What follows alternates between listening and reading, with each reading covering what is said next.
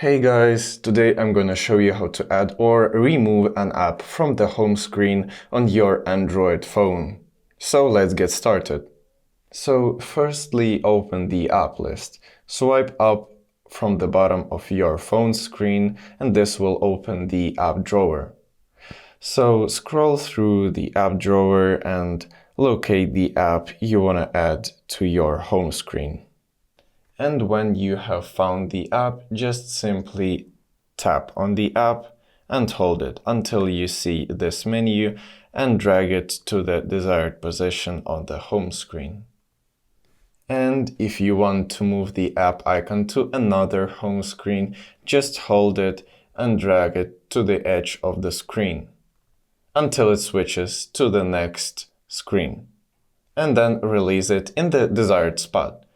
Also, I will show you how to create a folder of apps. So to create a folder of apps, tap and hold one app icon, then drag it on top of another app icon. And this will create a folder of apps.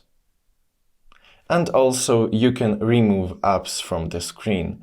Just hold the app icon and then select the remove option, but make sure that it's a remove option but not an uninstall option.